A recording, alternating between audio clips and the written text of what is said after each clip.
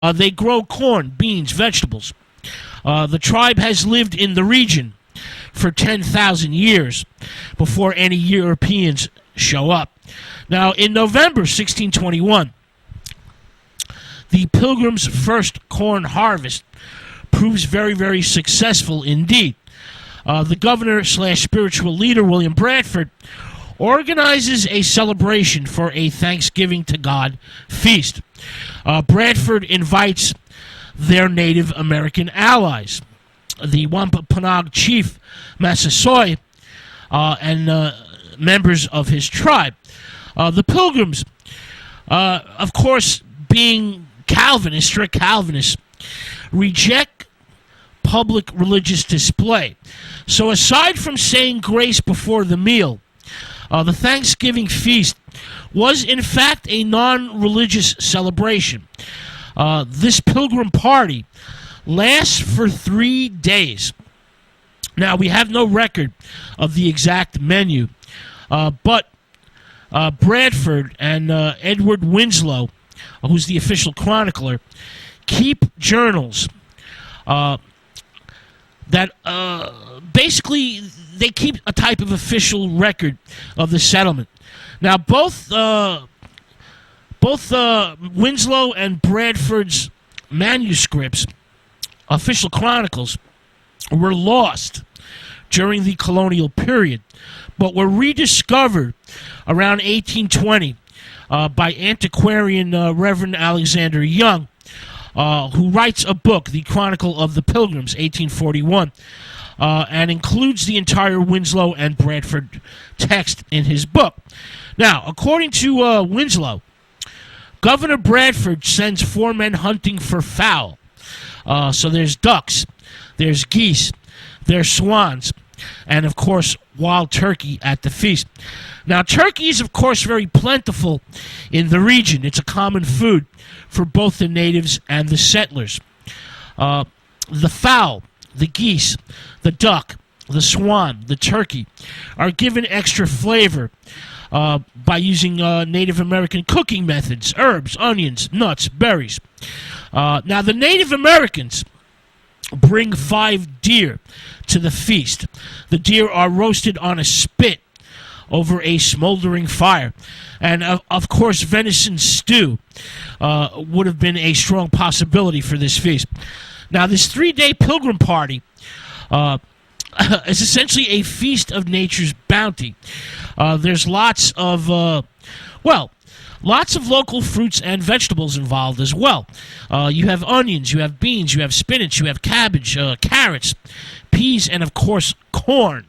You have blackberries, blueberries, plums, grapes, gooseberries, raspberries, and of course cranberries.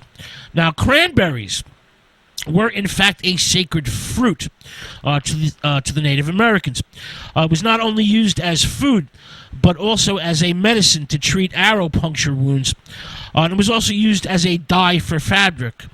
There's also lots of seafood involved in this first Pilgrim Thanksgiving feast. You have lobster, you have clams, you have oysters, you have mussels, and of course fish, which are all abundant in New England. Shellfish cling to the rocks on the shoreline. Now, there were no potatoes involved. Now, potatoes are, of course, a favorite part of the modern Thanksgiving feast, but there's no potatoes involved with the Pilgrims here. It's the Spanish who first encountered the tuber in its native South America circa 1550. The Spanish bring them back to Spain, start growing them in Spain, and they love them. But the English have little or no knowledge of the potato in this point in time. And Native Americans of the northeast coast are not known to have eaten them. Turnips were more likely to have been involved in this first Thanksgiving feast for the Pilgrims than potatoes. Now, pumpkin pie. Well, the settlers and the natives most likely ate pumpkins, not to mention other squashes, during the Thanksgiving feast. But the Pilgrims have no sugar. The supply was exhausted. They, of course, brought sacks of sugar with them, but by the time of the Thanksgiving feast, there's no sugar left. They also have no butter and no wheat flour, so they can't make pie crust. And plus, there's no oven for baking, so there's no pumpkin pies involved in this first Thanksgiving feast for the Pilgrims. However, the natives hollow out the pumpkins and fill the shells, the gourds. They fill up the gourds with milk, honey, and spices, and create a type of pumpkin custard. They roast the gourds over hot ashes. So pumpkins were certainly involved in this feast. Now, there's 53 pilgrims and 90 Native Americans that participate in this 3-day festival. All right. Now, Squanto, who's very important here, dies the following year in 1622. He's involved. Essentially, well, he's the savior of the Pilgrims, the Pilgrim colonists. But he dies in an attempted coup d'etat against Chief Massasoit. In 1623, the Plymouth settlement is in severe trouble. There's prolonged drought that's destroying the crops. So the Pilgrims pray and fast for several days. And they are blessed with rain. Rain, and more rain. It rains for 14 days. And a very large harvest soon follows. So in July 30th, 1623, an order comes from Bradford for a second Thanksgiving celebration. Now, he's acting as a civil authority here, not the minister of the church. The Pilgrims also switch from communal farming to private farms at this time. Captain Miles Standish arrives with supplies, and the good news that more ships are now on the way. So 1623 is, in a way, the true origin of the Thanksgiving Day celebration that combines both religious and secular celebration.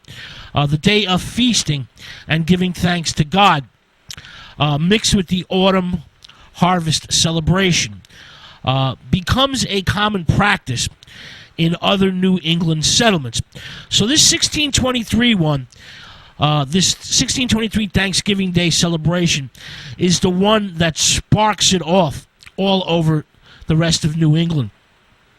You have the Massachusetts Bay Colony, who celebrates Thanksgiving 1630.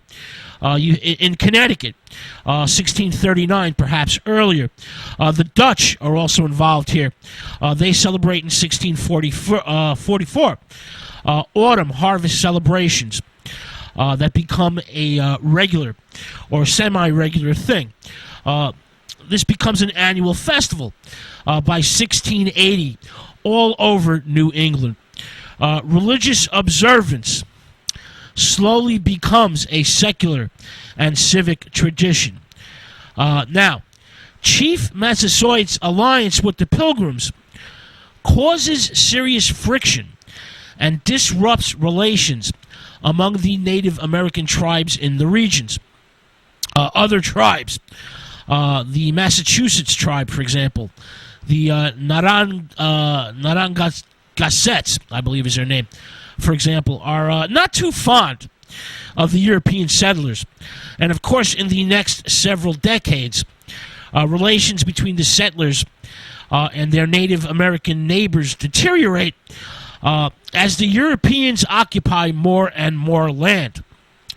The repressive policies of the repressive religious policies of the nonconformist British monarchs, James I and Charles I, drive many more people to follow the Pilgrim's path to New England. 3 more ships quickly follow the Mayflower and travel to Plymouth. You have the Fortune and the Anne, which is around 1622. 1623, you had the Little James, which is 1624, I believe. And a group of over 1,000 Puritans, not separatists, Puritans, settle in Massachusetts under the leadership of Governor John Winthrop. This is known as the Massachusetts Bay Colony, which establishes the city of Boston in 1630. Boston, of course, becomes a very prosperous settlement, and the population grows rapidly. The village becomes a city and quickly expands. Now, in 1657, William Bradford, who's now a very old man, expresses fear and anxiety that New England will soon be torn apart by bloodshed. In 1675, his predictions come true. This is known as King Philip's War. Philip is the English name for the new chief, who's the son of Massasoit. His name is Metacomet, but the English call him Philip. Now, this conflict, which lasts for several years, kills tens of thousands of people. 3/4 of them are Native Americans. Entire tribes are wiped out by both war and disease. King Philip's War is costly not only in lives, but severely damages the struggling economy. Now, the Pilgrims of Plymouth and the first generation of their descendants do not find economic success. Prominent members leave the colony and start their own communities in New England. A colonial governor is appointed by King James II, and Plymouth is soon absorbed into the far more successful Massachusetts Bay Colony. Strict Calvinist ideology and doctrine now rules over the region of New England. Prayer, humiliation, and the Sabbath day are given special providence. The individual 13 British colonies periodically designate a Thanksgiving Day. It's a different day for a different colony at a different time of the year. This Thanksgiving celebration is viewed as a type of extra Sabbath day during the week. But the American Revolution is on the horizon, and the Thanksgiving holiday will soon change as the dogmatic Puritans from New England evolve into the more cosmopolitan Yankees, and a united family dinner and family gathering that becomes secular, becomes civil. This secular civil gathering soon overshadows the religious significance and importance of the day as a holiday in order to give thanks to God. All right, with that thought, we're going to take another musical break. When we return, we're going to continue with the evolution of the Thanksgiving